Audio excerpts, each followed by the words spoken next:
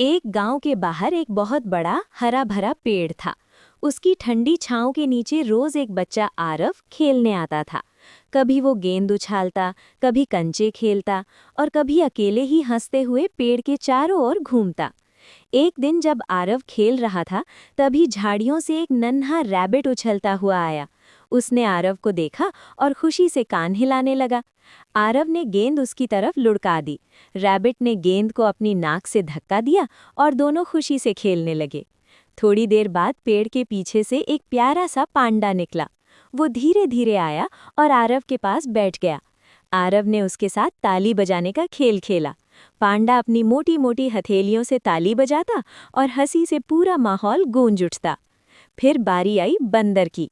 वो पेड़ पर चढ़कर कभी ऊपर से झांकता, कभी नीचे छलांग लगाता। आरव तालियां बजाकर उसे प्रोत्साहित करता। आखिर में एक छोटा सा हिरन भी आया और आरव के साथ दौड़ दौड़ कर खेलने लगा।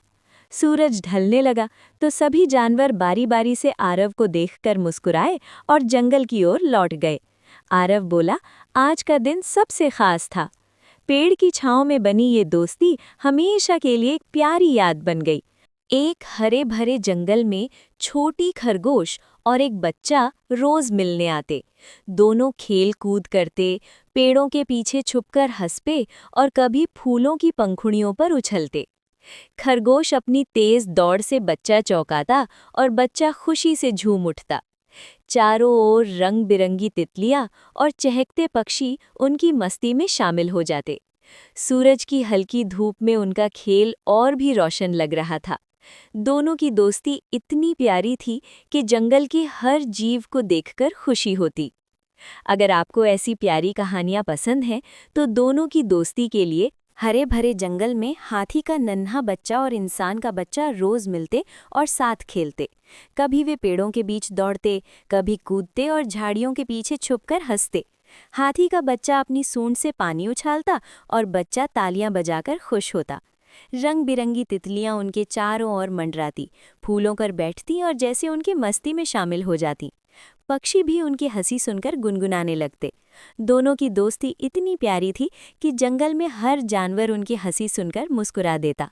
ये प्यारी दोस्ती दिखाती है कि प्यार और खुशी बांटने से ही बढ़ती है।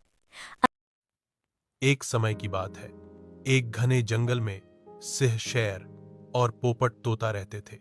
दोनों अलग अलग प्रजातियों के होने के बावजूद गहरे दोस्त थे।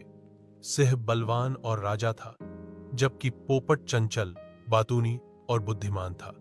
हर सुबह पोपट सिंह के कानों में मीठी बातें करता और जंगल की ताजा खबरें सुनाता। सिंह उसकी बातों से बहुत खुश होता। एक दिन जंगल में एक शिकारी आया और पेड़ों पर जाल बिछा दिया। पोपट उसमें फंस गया और जोर जोर से चिल्लाने लगा। सिंह ने उसकी आवाज सुनी और तुरंत वहां पहुंचा। उसने शिकारी के जाल को अपने पंजों से फाड़ डाला और पोपट को आजाद कर दिया। पोपट भावुक होकर बोला, तुमने मेरी जान बचाई, सिंह भाई। सिंह मुस्कुराया और कहा, तुम मेरे सच्चे दोस्त हो। तुम्हारे बिना ये जंगल अधूरा लगता है। इसके बाद पोपट ने जंगल के सभी पक्षियों को शिकारी के बारे में बताया और सबने मिलकर उसे जंगल से बाहर भगा दिया। इस घटना के बाद सिंह और पोपट की दोस्ती और गहरी हो गई। सभी जानवर उनकी दोस्ती की मिसाल देने लगे। एक पक्षी और एक जानवर की सच्ची, निस्वार्थ मित्रता की कहानी। गांव के पास एक बड़ा नीम का पेड़ था। उसके नीचे रोज एक बच्चा आरव खेलता था। वो पतंग उड़ाता, दौड़ता और कभी-कभी छोटी-छोटी कांकड़ों से खेल बनाता। एक दिन अचानक झाड़ियों से छोटा हाथी बच्चा निकल आया। उसका कान हिलते ही आरव मुस्कुरा उठा। हाथी धीरे धीरे उसकी तरफ आया और उसकी गेंद से खेलना शुरू किया। दोनों हंसते खेलते दौड़ने लगे। थोड़ी देर बाद पेड़ की शाखाओं से एक नन्हा बंदर आया। वो झूलने लगा और आरव को देखकर छलांग लगाने लगा। आरव भी दौड़ दौड़कर उसका पीछा करता। फिर अचानक एक रंग बिरंगा तोता नीचे आया और गाना गाने लगा। उसका प्यारा गाना सुनकर आरव और हाथी खुशी से झूमने लगे। आखिर में एक छोटा खरगोश भी खेल में शामिल हो गया। सब मिलकर पेड़ के नीचे दौड़ते, कूदते और हंसते खेलते रहे। सूरज ढलने लगा तो आरव बोला, आज का दिन तो सच में मजेदार था। जानवर धीरे धीरे जंगल की ओर लौट गए, लेकिन पेड़ के नीचे बनी ये याद हमेशा उसके दिल में खुशियों की तरह रह गई। कहानी पसंद आई तो लाइक करें और चैनल को सब्सक्राइब करें। धन्यवाद।